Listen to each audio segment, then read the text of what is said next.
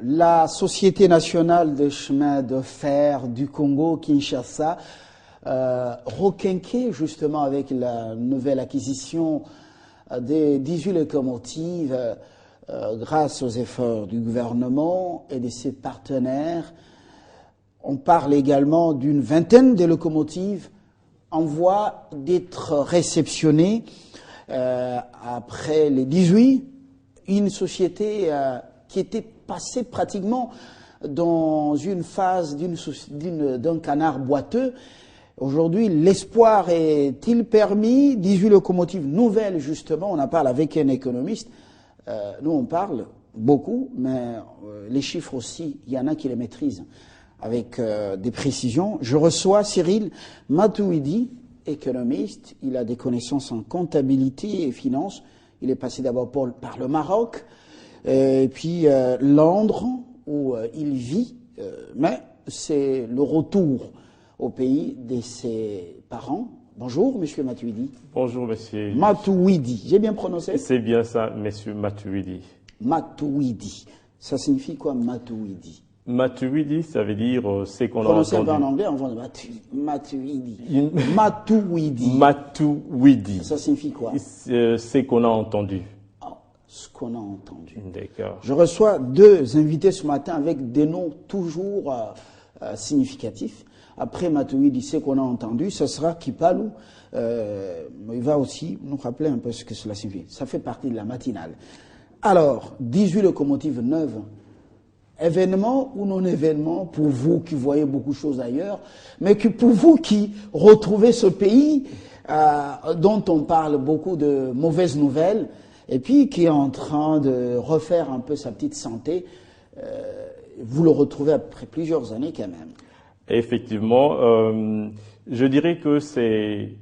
D'abord, on peut parler que c'est vraiment une bonne nouvelle si on voit notre pays. C'est-à-dire que n'oublions pas que le système en fait, les transports ferroviaires vraiment étaient quasiment inexistants. Alors, avec l'acquisition de ces 18 locomotives, je crois que on commence maintenant à marcher vers un développement parce que nous devons vraiment situer ces acquisitions dans le cadre d'un programme un peu plus vaste avec la Banque mondiale. Nous devons signaler qu'avec l'aide de la Banque mondiale, on a pu quand même remettre en état un certain nombre de voies. Cela veut dire que notre pays, avec ses voisins, auront à échanger.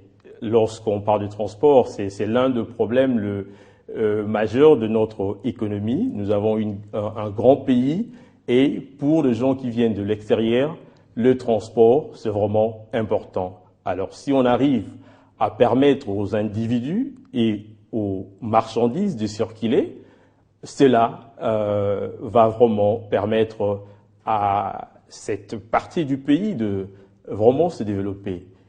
C'est pour cela, je dis, oui, c'est une bonne nouvelle. Comparativement à d'autres pays qui ont commencé à investir dans leur système il y a très longtemps, oui, c'est vraiment une goutte dans l'eau, mais je suis quand même vraiment content de voir que, oui, on commence quand même à marcher. Oui, très bien. Cette relance, je crois que la SNCC, c'est le transporteur ferroviaire national. Beaucoup de mining, justement, à travers, donc surtout dans les sud-est du pays. Aujourd'hui, sur le plan économique, qu'est-ce que cela pourrait apporter comme impact? Bon, l'impact d'abord, comme on a dit, c'est plus pour aider le produit comme le cobalt et autres, vraiment d'atteindre le point de consommation. Donc, si le transport est facile, donc on peut dire que le prix aussi peut être favorable pour que nos produits puissent être écoulés dans d'autres cieux. Et aussi, si je vois d'autres produits, ça sera une occasion pour par exemple, on parlera de produits agricoles aussi. Donc, les gens qui habitent dans ces coins auront vraiment la possibilité d'écouler leur marché. Oui, là c'est sur le plan purement socio-économique avec l'économie, on peut dire l'économie locale. Avant de parler de cette ouverture, de cette connexion vers les zones de production agricole, parlons des zones de production minière. Les expatriés dont nous saluons l'apport dans les investissements au pays ont mis en place des sociétés de transport avec des poids lourds qui acheminent les minerais vers l'extérieur. Aujourd'hui, on peut dire que la Société nationale de chemin de fer va reprendre son monopole. Oui, d'autant plus que lorsqu'on on utilise le transport ferroviaire, le produit minier arrive vraiment à un temps, je dirais, record par rapport aux routes qui peut avoir d'autres problèmes. Donc, ces entreprises-là pourront honorer leurs engagements auprès de leurs partenaires extérieurs. Alors, le Grand Kasaï est voisin du Katanga, du Grand Katanga. Beaucoup de commandes passent par justement l'est du continent. Aujourd'hui, avec cette relance, qu'est-ce qu'on pourrait observer en termes de projections sur le plan économique dans le Grand Kasaï, avec l'avènement de nouvelles provinces, et puis le sud-est du pays, éventuellement la connexion sud-est vers l'ouest, notamment Kinshasa. Oui, c'est quand même très important de souligner que lorsque le Belge on fait ou on construit ce chemin, il n'y avait pas de connexion. Mais maintenant, avec le plan qu'on a au niveau du pays, on compte connecter les deux coins, les deux bouts du Congo. C'est-à-dire que le système de transport qui est contrôlé par l'ONATRA et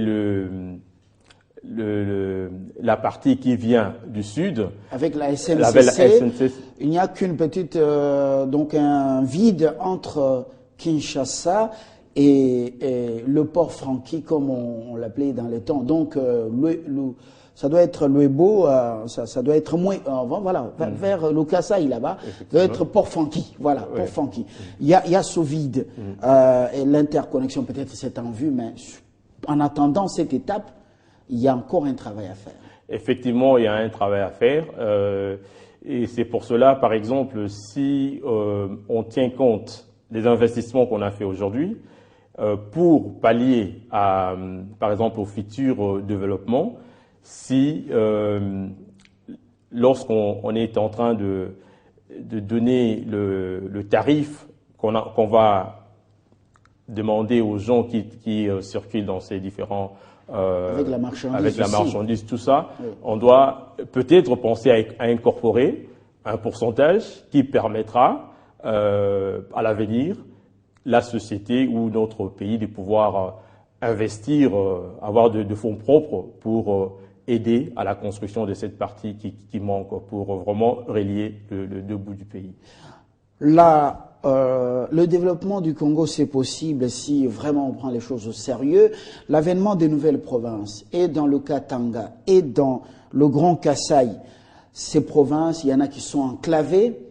Selon vous, qu'est-ce qui doit être fait pour connecter ces nouvelles provinces? Parce que sans le chemin de fer, pratiquement, avec certaines routes qui nécessitent une réhabilitation, on sera buté à des vrais obstacles pour développer ces nouvelles provinces.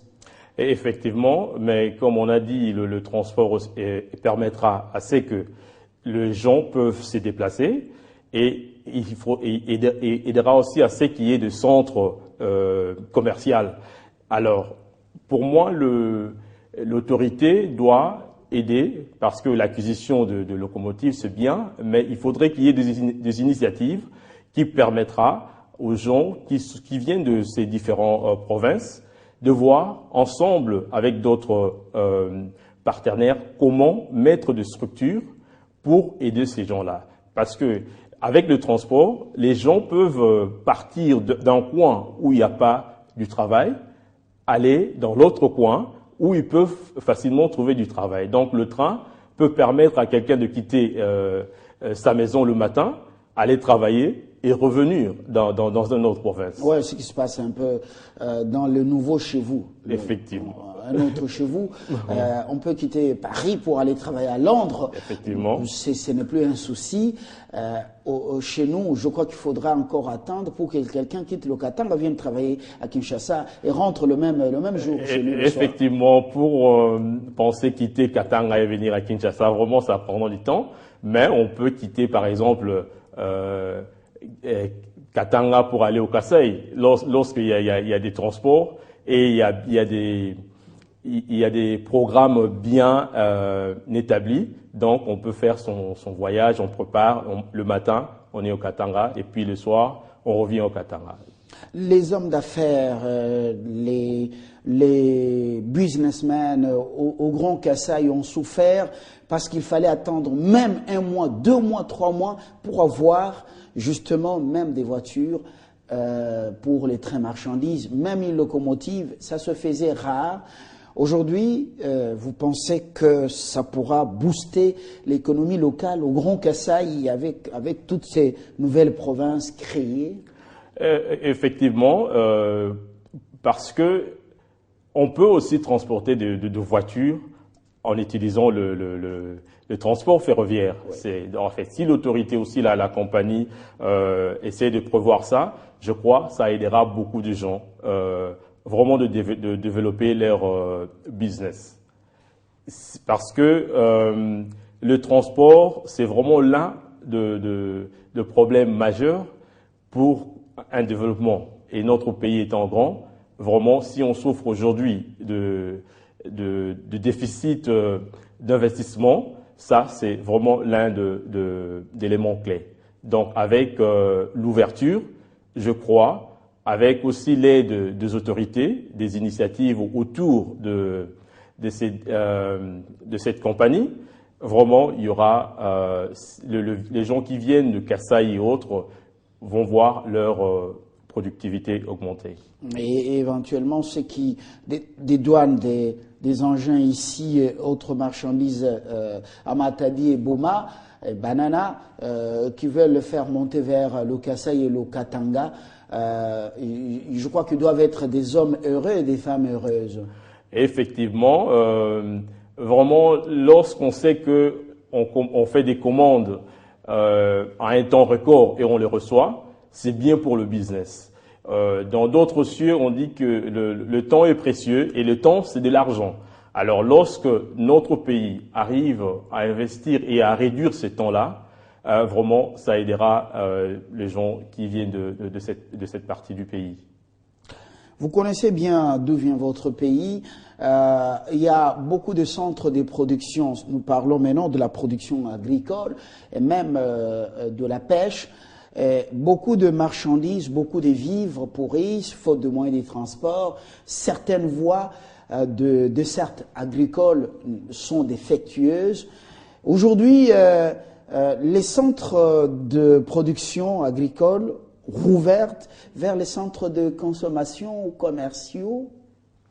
Effectivement, parce que c'est possible d'évacuer le marchandise le plus vite possible avec l'arrivée de ces locomotives. Comme à Kabondo Dianda, Kabongo, également Kalemie, Kamina, les maïs qu'on produit dans le nord Katanga, et parfois ils pourrissaient, alors que beaucoup de consommateurs